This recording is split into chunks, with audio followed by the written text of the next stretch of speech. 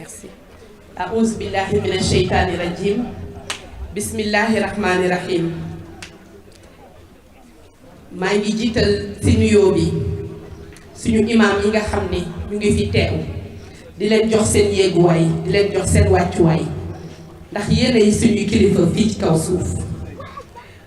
di nuyu bu baax samay ñaari waajur Chérif El Vali Diop ak Ajaratu Codé Diop dama koy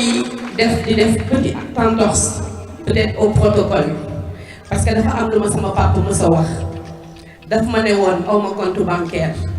yéen samay doom yéenay sama compte bancaire je préfère investir sur votre éducation merci beaucoup papa. di nuyu sama yaay ndax daf ma daan réciter loolu leçon ba ma nekk terminale terminale scientifique ñu lay réciter loolu leçon histoire ak géographie boobu dafa am lu mu bëggoon yaay booy jërëjëf. Monsieur le préfet du département de Guédiawaye, Monsieur le sous-préfet de l'arrondissement de Sam Notaire, Monsieur l'inspecteur de l'éducation et de la formation, Monsieur et Madame les directeurs de l'école publique et privée, Monsieur les coordonnateurs de district, Monsieur le président du collectif des acteurs et partenaires de l'enseignement privé, Monsieur et Madame les adjoints au maire, Monsieur et Madame les présidents et présidentes de commission du conseil municipal de notre chère commune Golf Sud, Monsieur et Madame les agents, Monsieur et Madame les autorités coutumières, religieuses, administratives, honorables invités et partenaires techniques et financiers, Monsieur et Madame les responsables des organisations communautaires de base, je citerai en particulier les Badianou Gox, chers parents d'élèves, mes chers enfants et élèves, bonjour. Nous venons aujourd'hui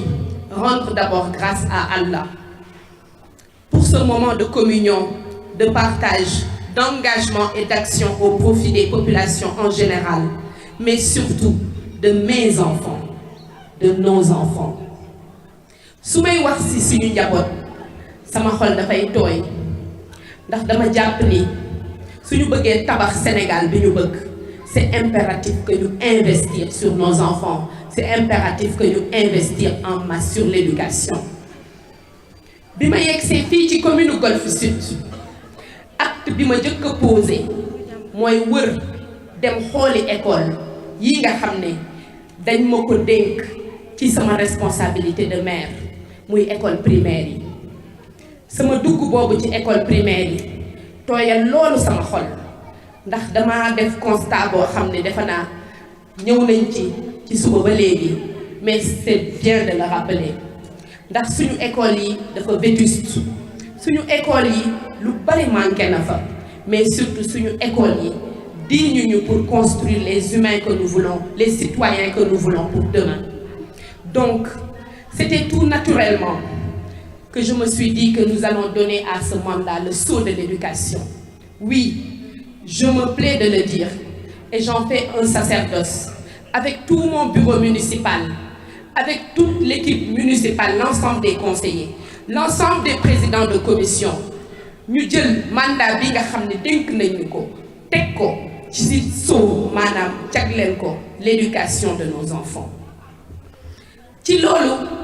ñu am yaakaar ni lu mënta nekk amut, il faut juste avoir envie de faire les choses mais surtout de bien les faire. L'école Hamo 2 bi ma fi duggsee comme partout dans les écoles am na lu ma yëg ci sama yaram,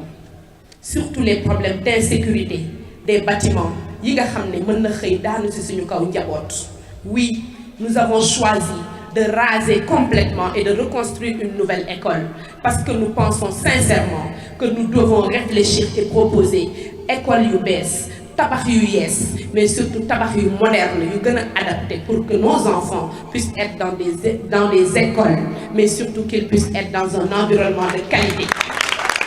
Oui,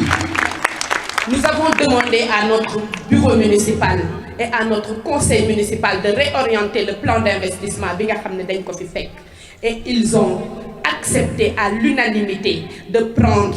les fonds du PACASEN pour l'investir à 100% dans les écoles, entre autres la construction. J'insiste beaucoup la construction parce que dañuy raser tabaxaat école bu bees muy école Amo 2, doubler la capacité parce que dafa am solo ndax suñuy prévoir suñuy gouverner dañu war a prévoir les générations qui viennent. Oui, de Adolphe Diagne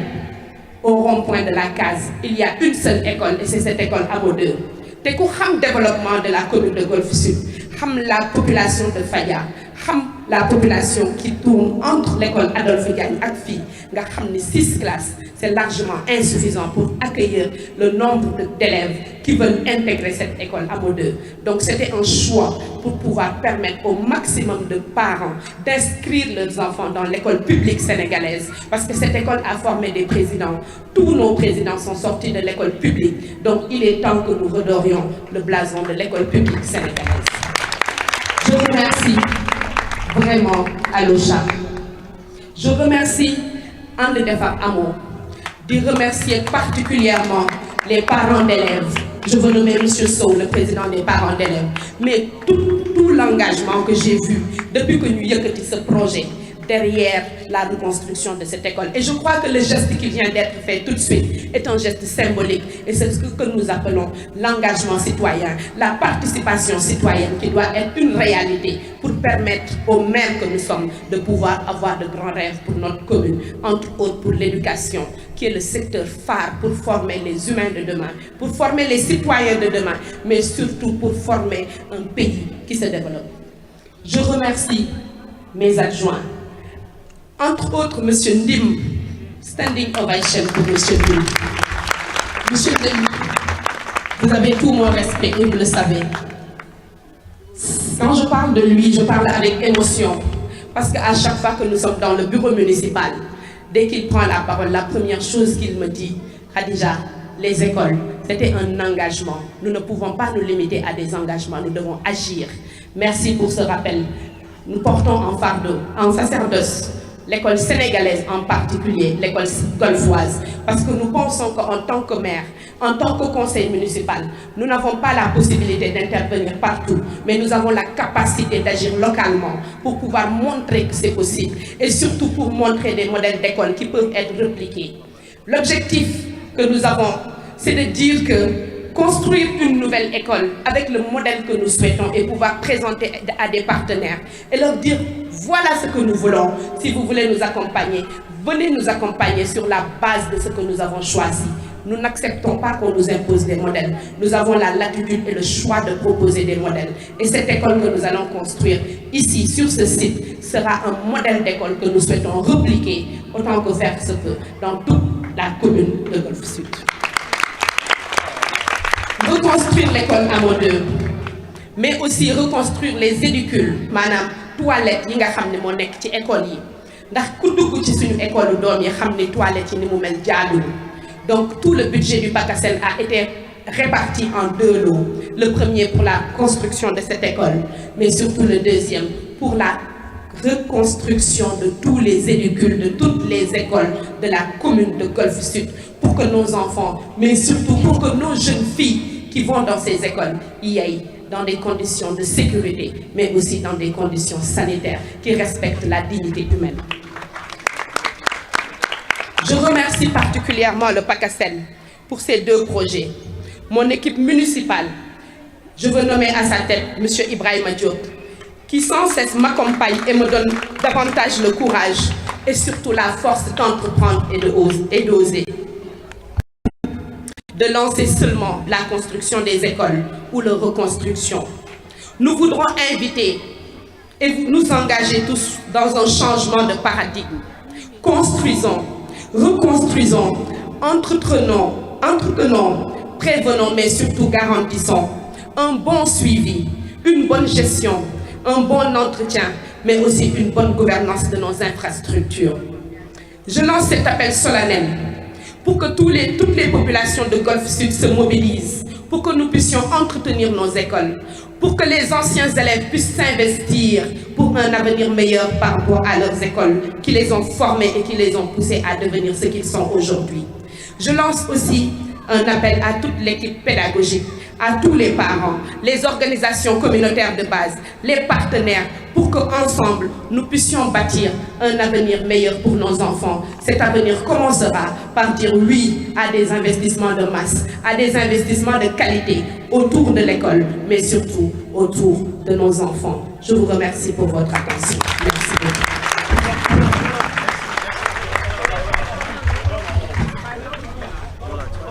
Asalaamaaleykum. maa ngi nuyu ku nekk ci turam ak santam di jiital ci nuyoo bi suñu kilifa yi fi nekk imam ñu ngi leen nuyu di la sargal di leen jox seen wàccuwaay ak seen yéeguwaay di nuyu bu baax nag suñuy waajur di lim sama papa Chérif El Walid Diop di lim sama yaay Ajaratu Koddu Diop yi nga xam ne dañu sonn pour que ñu jàng waaye tey xam naa njëriñ bi ngeen taxoon ngeen bëgg ñu jàng papa yaay jërëjëf bu ma leen santee maa ngi sant képp ku nga xam ne parent d'élève nga di leen jaajëfal di leen sargal ci coono gi nga xam ne yéen a ngi koy daj pour suñu doom yi doon avenir Sénégal ëllëg maa ngi nuyu monsieur le préfet di nuyu le représentant de l'IEF di nuyu tous les professeurs di nuyu képp ku nga xam ne toog nga fi bureau municipal conseil municipal les agents les présidents de commission mais aussi l'association Alocha mais aussi l'association And Defar Amo ngeen baal ma nag ma beral nuyoo sama papa tonton Cissé maa ngi lay nuyu di la sant ak sama yaay tata Fatou maa ngi leen di ziar ndax yéen da ngeen am cër bu mag ci man donc su ma taxawee fii dama leen a war a sargal jox leen seen yéeguwaay ak seen wàccuwaay di nuyu bu baax a baax ñëpp ñi nga xam ni teew nañ fi tey ndax dama jàpp ni en tant que maire dañu diglante woon ak population yi ne dañu jàpp ni éducation mooy tabax nit éducation mooy defar population yi nga xam ne moom la ñu bëgg am ëllëg kon suñu yàlla dénkee ci coobareem lii nga xam ne mooy commune de Golf Sud jaadu na ñu choisir éducation jagleel ko mandat bi loolu moo tax ñun ak suñu bureau municipal may jiital ci nuyoo bi monsieur Ndim bi nga xam ne moom la ñu dénk lépp luy éducation mais aussi monsieur Asmi Diémé bi nga xam ne moom mooy yore lépp li nga xam ne mooy commission éducation mu nekk commission ak monsieur Ndim ñu nekk dans une parfaite harmonie maanaam ci ànd bu rafet liggéey xalaat pour jëmale école Golf Sud yi ci kanam lii ñu fi dajale tey nag dafa nekk benn choix boo xam ne suñu conseil municipal daf ko jël conseil bi dafa amoon plan d'investissement maanaam investissement yi fan lañ ko war a jëmale boo xam ne dañ ko définiroon avant ñuy egsi ñu waxtaan ci suñu biir ne kat loolu naam baax na waaye am na lu ko jiitu mooy nan la ñuy def ba suñu doom yi nekk ci école de qualité si ànd bu rafet ñun ñëpp ñu bokk ci benn kàddu ne xaalis bii nga xam ne commune bi jagleel nañ ko ci PACASEN may nuyu au passage la coordonnatrice du PACASEN et de l'ARD ñu ne dañuy jël 100% de ce budget maanaam koppar boobu ñu yóbbu ko ci éducation ndax dañu jàpp ne éducation dafa doon loo xam ne buñ ci investir nañ ci suñuy doom mais aussi sur l'avenir du Sénégal et particulièrement de la commune de Golf Sud loolu moo tax ñu jàpp ni école Amo 2 bii nga xam ne dañ ko fekk ci état boo xam ne gëm nañ ni sécurité xale yi dafa nekkoon en jeu mais aussi mu nekk li nga xam ne du fii kese fépp ci école yi la mais mënuñu defandoo lépp ñu tàmbali ci benn ñu tànn école bi pour reconstruire ko mais aussi pour doubler capacité bi parce que ku dëkk Golf Sud wala Guédiawaye xam nga ni diggante école Adolphe Diagne ba ci fii nga xam ne fi la ñu taxaw benn école kese moo fi nekk muy école bii nga xam ni 6 classes kese la kon ñëpp xam nañ ni 6 classes mënatul accueillir nit ñi nga xam ne dëkk nañ fi moo xam Fadiala moo xam Gent Ba foofu yëpp parents yi dañu am besoin dugalaat seen doom ci école publique de qualité moo tax ñu tànn école bi pour raser ko carrément maanaam toj ko ba mu yegg suuf yëkkatiwaat ko def ko 12 classes ñu yokk ci donc de 6 ñu jóge de 6 maanaam juróom benn classe dem ba fukk ak ñaar classe am yaakaar ne suñu doom yi bu ñu leen ko defalee danañ jàng bu mucc ayib kon nag jàpp nañ ni ku bëgg a tabax Sénégal da ngay tabax école ku bëgg a tabax Sénégal da ngay investir ci école ku bëgg a tabax Sénégal da ngay investir sur l'enseignement de qualité ku bëgg a tabax Sénégal da ngay investir ci suñu ay doom ndax ñoom ñooy ëllëgu Sénégal. ñuy ñaan yàlla projet bi nga xam ne yëkkati nañ ko mu doon un modèle d'école parce que jàpp nañ ni modèle yi nga xam ne fekk nañ ko fi mën nañ ko améliorer mën nañ ko moderniser mais surtout mën nañ ko adapter à cette génération. Oui, nous avons beaucoup d'écoles mais je crois que modèle yi ñu fi fekk war nañ cee mën a xool yan coppite lañ ci mën a indi te loolu mooy sababu projet bi di bëgg mu doon un projet de référence maanaam projet boo nga xam ne fépp fu ñu dem ci àddina bëgg ñu dimbali ñu pour ñu construire école bi ñu bëgg wala ñu tabax école bi ñu bëgg danañ ne ñun kat xaaruñu lii ñun ñoo ci jiitu te ku ñuy jàppale na ñëw jàppale ñu ci li nga xam ne xalaat nañ ni buñ ko defee dinañ offrir suñu doom yi cadre d'étude boo xam ne dina adapté ci seen ay besoins. Donc ñu ngi jaajëfal ñëpp ñi nga xam ne teew nañ fi tey di leen wax rek ni c'est un acte 1 la pose de première pierre ñu ngi ñaan yàlla fii ak ay weer ñu ñëwaat fi pour inaugurer école bi mais surtout ñu ngi ñaan yàlla fii ak ay weer ñu demaat ci beneen école pour defaat fa pose de première pierre raser ba ci suuf yëkkatiwaat ndax suñuy doom mérité nañ ko te ku bëgg a tabax Sénégal da ngay tàmbale ci ñoom jërëjëf jërëjëf jërëjëf. Merci beaucoup madame. Félicitations.